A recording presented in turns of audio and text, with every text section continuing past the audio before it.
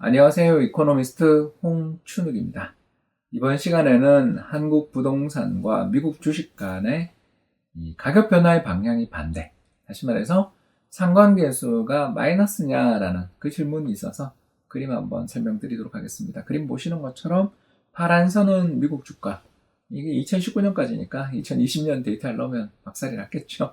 아무튼 밑에 있는 검정색 선은 우리나라의 아파트 가격 지수가 되겠습니다. 그림에서 나타나는 것처럼 미국 주가가 굉장히 급등할 때 한국 부동산 시장은 좀 안정된 측면이 있고, 반대로 2000년대처럼 미국 주식시장이 힘든 시기에 한국 부동산 시장은 또 역사상 제일 좋은 시기 중에 한 번을 누린 적도 있어서 둘의 변화 방향이 반대다라는 것을 금방 아실 수 있습니다. 자, 그러면 왜 이런 일이 벌어지는가? 이유를 설명해 보겠습니다. 다음 그림 한번 보시죠. 네, 다음 그림은 환율과 우리나라 부동산 시장의 관계를 보여주고 있습니다. 빨간 선은 우리나라 아파트 가격, 그리고 파란 선은 달러에 대한 원화 환율인데요. 이것만 봐도 금방 알 수 있죠. 예, 환율이 상승할 때, 다시 말해서 파란 선이 상승하는 시기에 한국 부동산 시장이 좀 어려움을 겪더라. 즉, 상승 탄력이 좀 둔화되더라 정도를 말씀을 드릴 수가 있겠습니다. 이 요인 때문에 한국 부동산과 미국 주식의 가격이 변화 방향이 좀 반대로 움직이는 경향이 나타납니다. 왜 그러냐 하면요, 미국 주식은 우리나라 원화로 환산해서 계산하잖아요. 다시 말해서 환율이 급등하는 등 달러로 표시되어 있는 미국 주식 가격이 환차이기 때문에 상승하는 것처럼 보이는 그런 시기에 한국 부동산 시장이 좀 하락하더라, 이렇게도 볼 수 있는 측면이 있는 거죠. 결국 한국 부동산이랑 미국 주식이 반대로 움직이는 첫 번째 이유는 뭐다? 환율이 거기 개입되어 있습니다. 이렇게 볼 수 있는 거죠. 자, 그러면 여기서 질문이 좀 나올 수 있죠. 환율 상승할 때 왜 부동산 시장이 나빠지나요? 이렇게 볼 수 있는데요. 이유는 간단합니다. 환율이 상승하는 데는 이유가 있거든요. 우리나라 기업들의 실적이 좀 안 좋아졌거나 한국의 국가 신인도가 나빠져서 외국인이 원화 자산을 팔고 나갔기 때문에 환율이 상승한 거 아니겠어요? 그러니까 우리나라 사람들이 우리나라 부동산을 사고 있는데, 우리나라 사람들이 느끼는 체감 경기, 외국인이 느끼는 체감 경기가 나빠져 환율이 상승했는데 부동산에 뭐 좋은 일이 있습니까? 별로 좋은 일이 없다, 이렇게 볼 수 있겠습니다. 미국 달러 표시 주식과 한국 부동산 시장이 반대 방향으로 움직이는 두 번째 이유를 살펴보겠습니다. 다음 그림 한번 보시죠. 네, 다음 그림을 보시면 경제에 존재하는 세 가지의 경기 사이클을 설명해 놓고 있습니다. 제일 왼쪽에서 오른쪽 끝까지 18년 정도의 시차를 두고서 이루어져 있는 경기 순환이 부동산 순환, 이른바 쿠즈네츠, 노벨 경제학상 수상자 사이먼 쿠즈네츠 교수님의 이름을 딴 쿠즈네츠 순환입니다. 파동은 보통 18년에서 20년 혹은 22년이라는 분도 계십니다.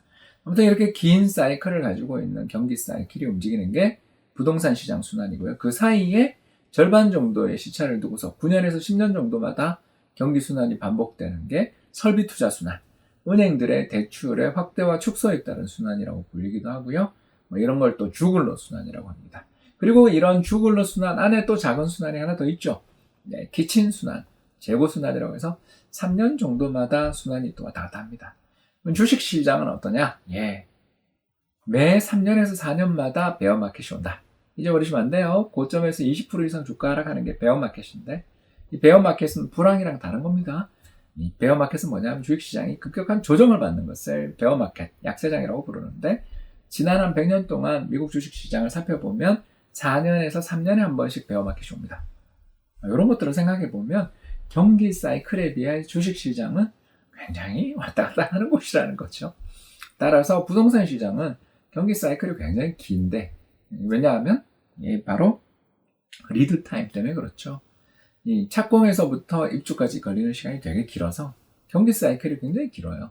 그래서 우리가 한번 돌이켜 보셔도 1990년에 한번 기억나세요? 1990년에 우리 신도시 짓고 난 다음 부동산 시장이 그 뒤로 굉장히 조정받았죠. 또 2008년 글로벌 금융위기 때 그렇게 좋았던 집값이 그 뒤 또 한 4년 정도 하우스푸어 사태 겪으면서 어려웠던 거 기억나시잖아요. 그러니까 이 시차들을 놓고 보면 대략 한 20년 정도의 시차를 두고서 부동산 시장이 움직인다는 겁니다. 그렇기 때문에 주식시장에서의 순환과 부동산 시장의 순환이 또 다르게 움직이는 측면이 있어서 미국 주식과 한국 부동산이 반대로 움직이는 경향이 나타난다, 이렇게 볼 수 있겠습니다. 마지막 그림 보시죠. 자, 그럼 부동산 시장은 어떻게 움직이냐? 왜 이러냐? 공급입니다. 그래서 빨간 선으로 표시되어 있는 우리나라의 신규 주택 착공 또는 건축물 착공, 주거용 건축물 착공 통계가 우리나라 부동산 가격하고 굉장히 흐름이 비슷하게 이렇게 움직이고요. 그래서 착공이 굉장히 많이 나오고 또 이 착공이 증가폭이 크면 클수록 그 뒤에 골도 깊어지는 그런 흐름들을 나타내더라라는 것입니다. 그런 면에서 놓고 보았을 때 2000년대 후반에 있었던 대규모의 착공이 상당히 높은 산을 만들었다면 그 이후 2010년대 한 10년 정도 사이에는 그때에 비해 착공의 급증 속도, 증가 속도가 그렇게 크지는 않았다 정도 말씀을 드릴 수가 있을 것 같아요. 그래서 지금 부동산 시장의 사이클이 지금 더 안 떨어진다 또는 오른다 제가 이렇게 단언하기는 어렵습니다만 급격한 변동을 볼 거라고 보기에는 지금 좀 수급 면에서는 큰 위험 요인이 적어도 부동산 내에는 잘 안 보인다. 경기가 굉장히 나빠지면 부동산 시장이 충격을 받긴 받겠지만 주식에 비해서는 여긴 덜한 시장이다. 이렇게 말씀을 드릴 수가 있는 것 같습니다. 시청해 주셔서 대단히 감사합니다.